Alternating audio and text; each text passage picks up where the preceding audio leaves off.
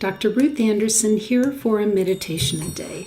Today it's my pleasure to bring you Dr. Phillip Mountrose. He and his wife Jane are very invested in spiritual growth and learning and have dedicated decades to this work. So I'm so pleased to have Phillip here today. This meditation is called a collective justice meditation. Pause, align, act. And Phillip and I were just talking about collective justice and what that might mean. So Phillip, thank you for being here.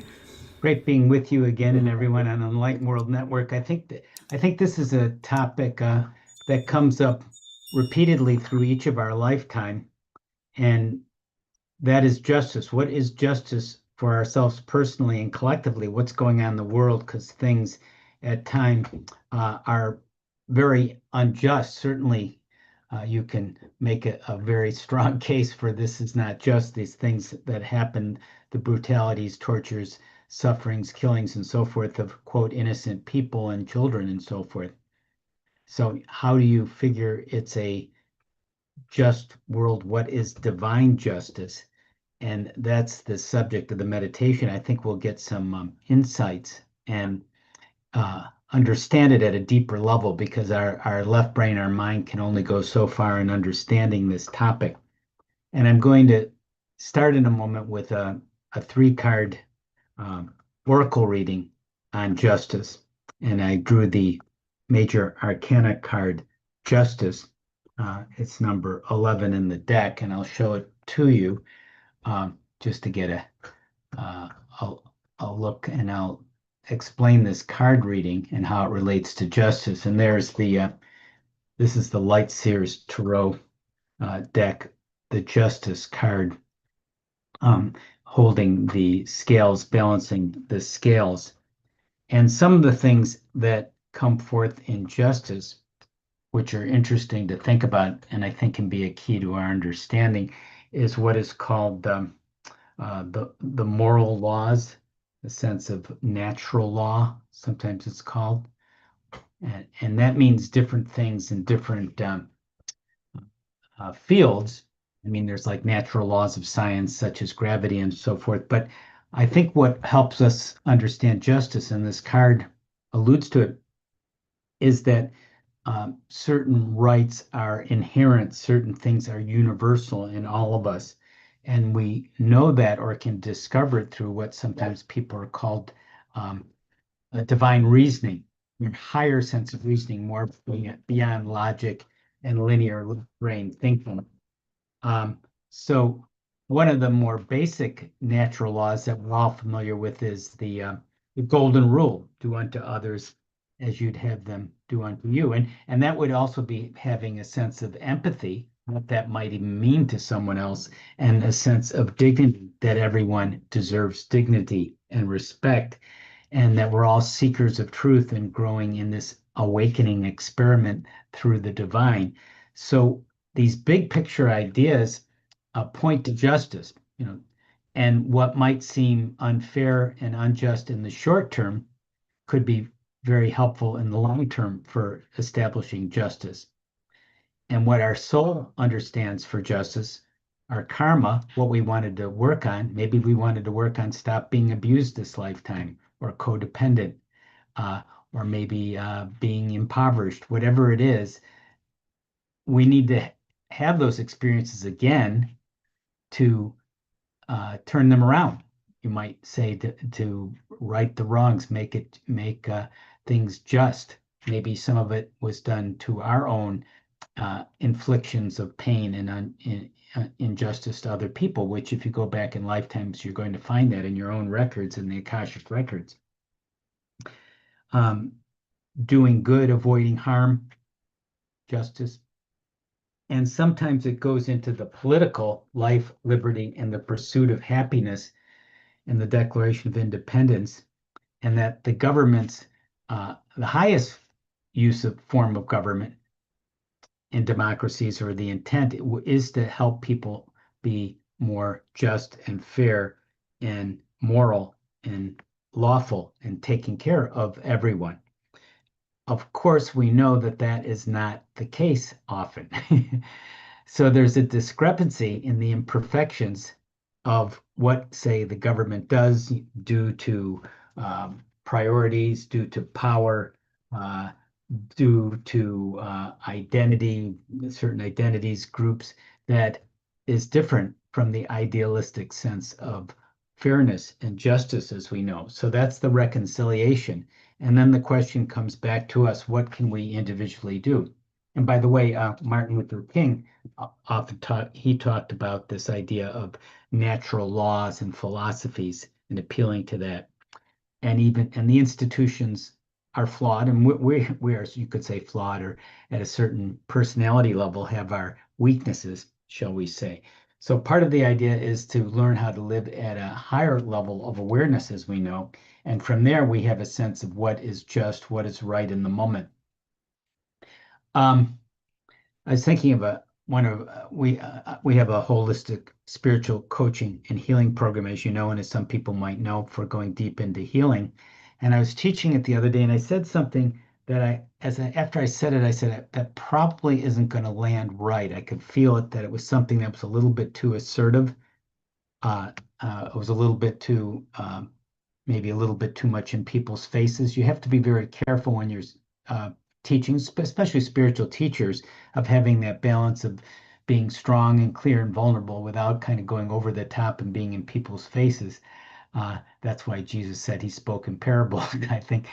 But anyway, and I kind of felt that discord, and that was a sense of, and it did throw someone off, and that was a sense of me trying to right the wrongs within myself, a learning. It wasn't like I was deliberately trying to harm someone, but I wasn't as aware as I could be or I would be next time. So I was learning how to have more justice for myself as a personal story.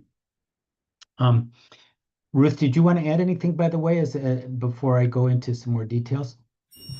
No, well, I was sharing with Philip before we started that I was frustrated. I was getting caught up in my spiritual walk, actually, Right. because I was thinking here in the 3D, there needed to be accountability for Hmm. things that were happening here. And at that point, the biggest accountability issue on the table was the Epstein files. And I was just so caught up in that. And Archangel Michael reminded me that the accountability of others is Hmm. not my business. And Hmm. what that made me stop and think about was I believe in karma. I believe at the end of our lives, we'll be in front of a panel that asks how we loved others. And so for me, that was like, oh, okay.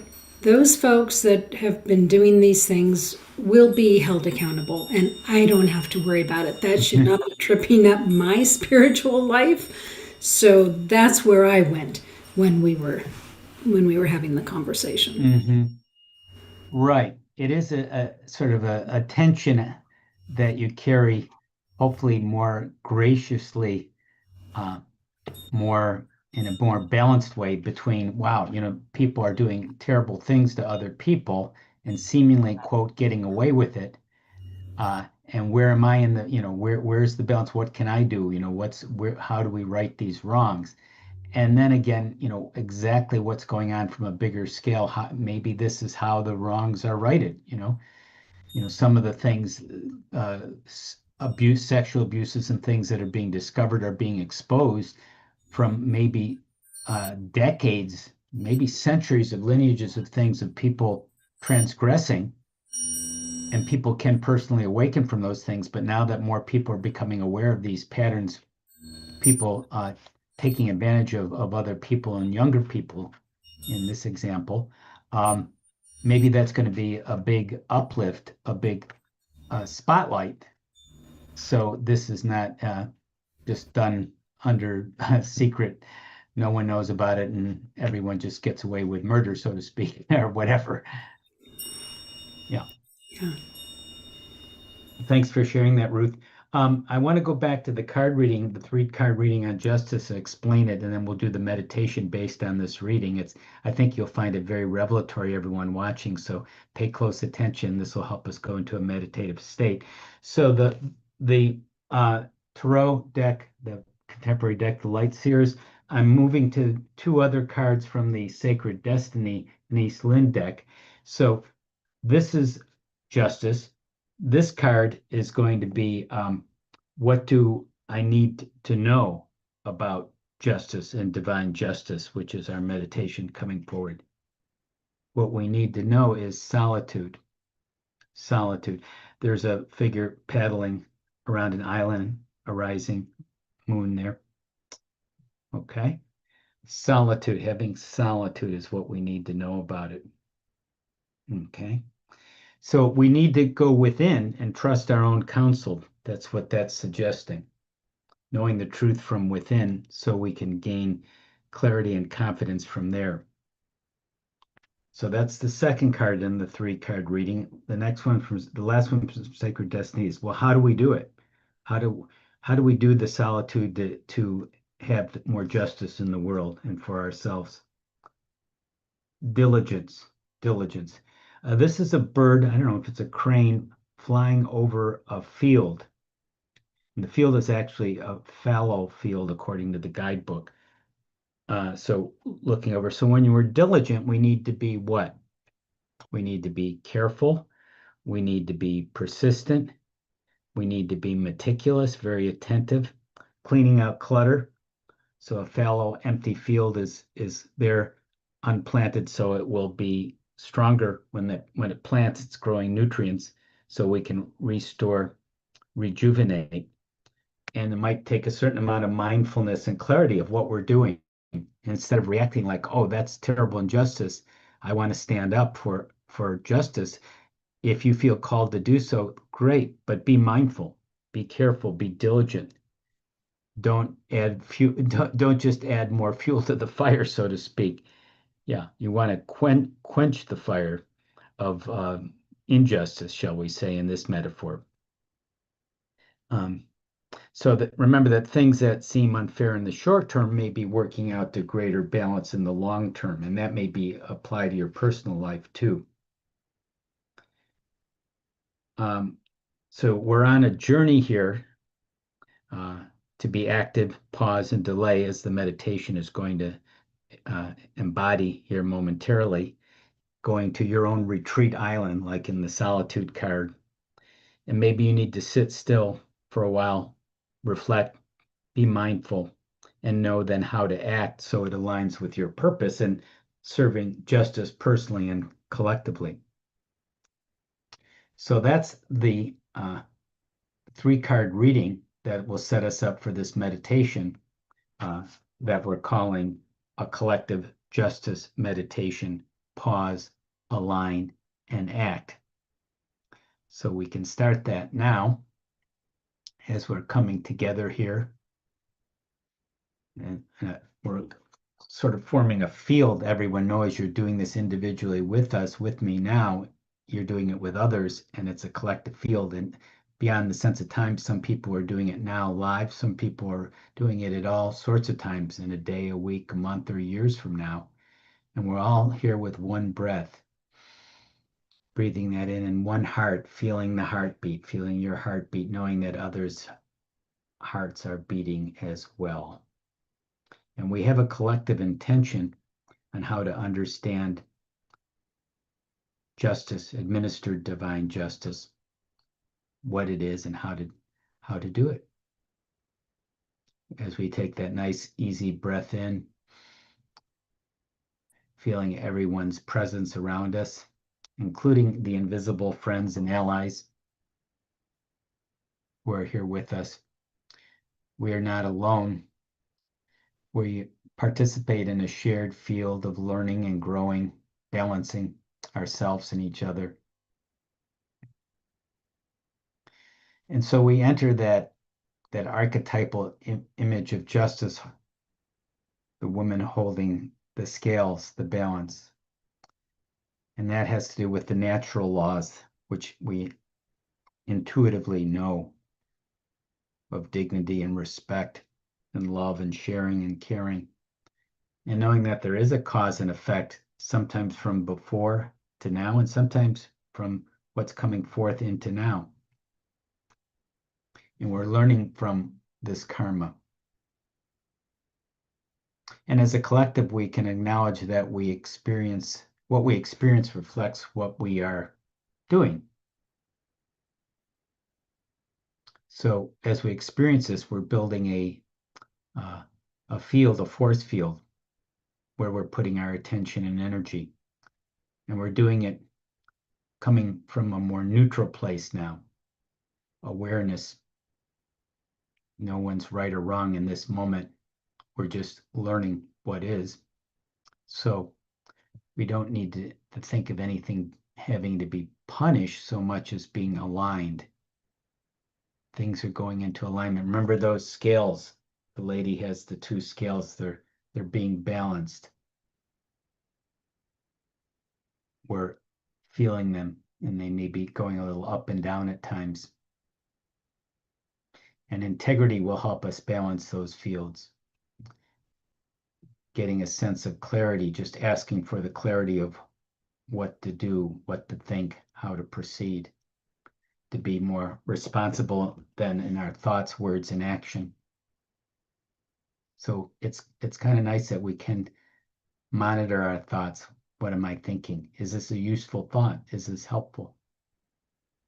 How am I feeling? Okay, all right. What would make sense? Is there an action, or maybe it's just pausing now before I act until I can take inspired action? So as we sit with those questions and those considerations, we're going to go back to the card where there is an island, a quiet island, and there's a rising full moon there. And there's that figure, it might be you or someone you know, paddling slowly across those still, quiet waters, which is rather healing, just that experience in that image. Let it heal us. And just as we are counseling ourselves or guiding ourselves with that little boat, we're really doing this collectively as well. We want to take our own inner counsel, which is based on pausing and listening, trusting the truth from within. And what are you hearing? Maybe there's a message from your soul. Maybe there's a message from an angel. Archangel Raziel comes in with some rainbow colors. I'm hearing him, her. Yes, everything is there for you. You have tremendous resources. Let them come to you. Sit with them. Be with them. Befriend them. And these resources might be a thought, a feeling, a color, an image, an experience you had, a memory, something you can draw on that will give you solace and comfort and give you the courage to go forward in the way that's right for you and to help yourself and others. Yes, thank you, Raziel. So we know as we are paddling around this beautiful, quiet island, we can take our time. We don't have to fix anything. Things will work themselves out, especially as we are patient and quiet and connecting with our inner knowing. We are here in solitude. We are alone and together as we do this collectively to help us clarify and fortify. And we can readjust, recalibrate as we reflect and see what is true, what we need to do, what we need not do.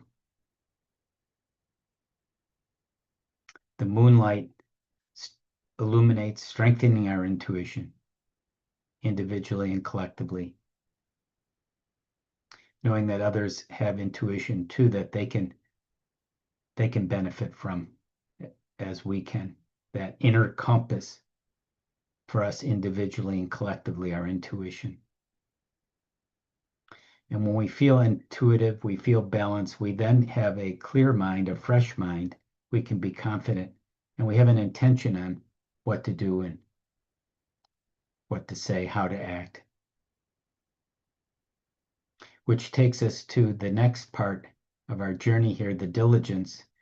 There's the bird flying, the crane flying over the fallow field. where things have not yet been grown, right? And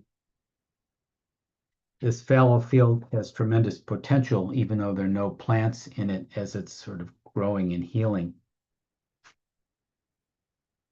Field looks empty, but it is preparing for the harvest. And justice requires patience. Just like it's going to take some time for that field to grow again. Alignment requires a certain amount of care. We can be meticulous and attentive. We can be persistent and clean out stuff in our mind and in our physical space.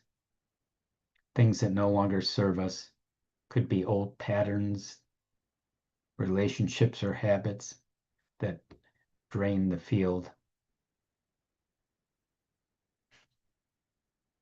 Okay. Allowing yourself to sense clarity, things becoming clear, and you can discern what is important to let go of, having the patience and energy to do so. Because the harvest is coming, and the harvest will be abundant if we tend to carefully now. We will know that even in times of strife and stress and challenge, with the strength of our persistence, we can rise individually and collectively. Do the steady work. Wait for the right timing. Clarify our intentions.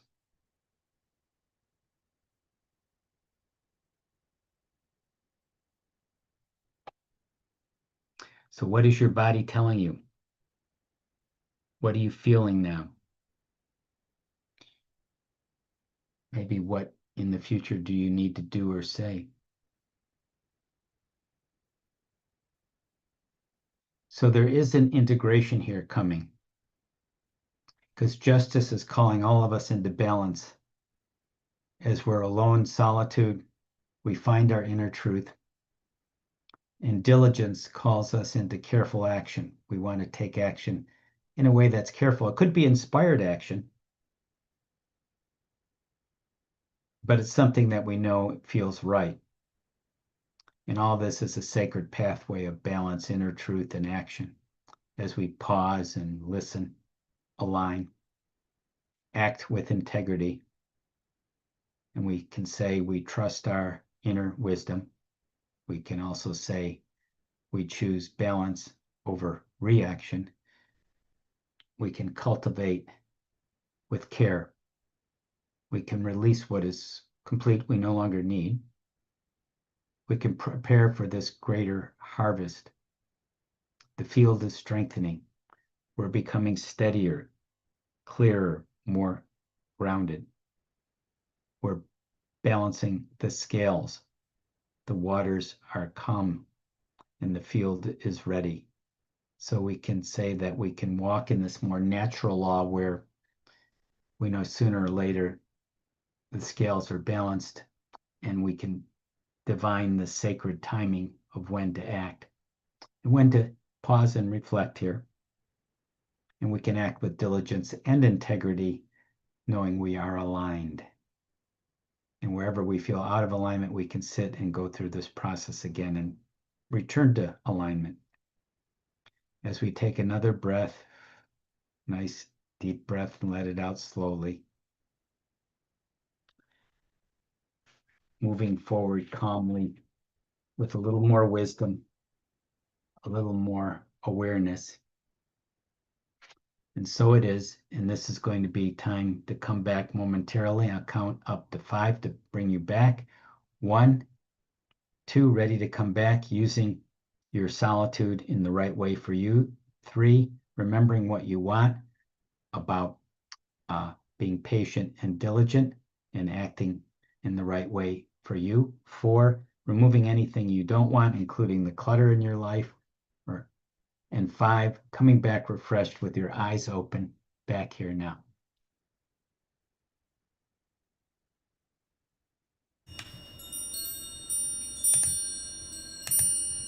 Thank you, Philip. That the balance, I feel very much in alignment right now. And just thinking how easy it is to get pulled off of balance. And I think really guarding what you allow to come into your space, knowing that you can so easily be pulled off. Hmm. Yeah, that's a great point that we need to be sort of more and more aware, not in a paranoid way, but just in a sort of gentle, alert way, like what's coming in, this could influence me. How is this going to be a positive or negative for me? Yeah. And try to cultivate and steer yourself more toward the positives. And like you said earlier, this may not be your battle to fight or your affair. You can be supportive, at least um, in spirit, and send out some good vibes. But you may not be the one who goes on the battlefield yourself for each battle. Right. And you Well, don't want and you don't want to let other people's challenges, defeat you as well. These very overwhelming, inscrutable, terrible things that happen in disasters and so forth to crush your own spirit, because then you're not going to be able to live your life or help others as well. So keep strong, keep steady, keep the solitude going, keep diligent. yeah. Thank you for that. And the angels remind me the power of prayer. If you feel like there's nothing you can do to Hmm. impact, just sit in prayer. Hold these folks in prayer. Right, right. And prayer is just seeing a higher vision of the world, being in a spiritual realm. Hmm. Yeah. Beautiful. Thank you, Philip. Philip, what would you like us to know about the work that you and Jane are doing at this point? Well, I think if people would like to go further with this kind of approach to things, I would suggest uh, getting on our newsletter and maybe getting our spiritual guide brochure. That would be a good one. I'll show you, we have an Akashic Records course coming up too. I'll show you it here. Go to gettingthrough.org/spiritual, getting thru.org/spiritual, and you can get we have a spiritual guide course which has some interesting information and videos too, and they'll be on our newsletter list, which they'll get some free information and updates about all the things we're offering coming up here. Great. Getting thru.org/spiritual. And we do have a link to a free ebook that you all are offering on the Good. description here. So Oh, great. Good. the solution, I think, is what The it's. solution is another option. Yeah. Yeah. All right, Philip, thank you so very much for this time today. And friends, if you're joining us in the future and watching this, I love what Philip said about the collective field, that you in meditation now are connecting into the collective field that we created here this morning. So, so glad to have you with us. So, friends, take good care. God bless. We'll see you all soon.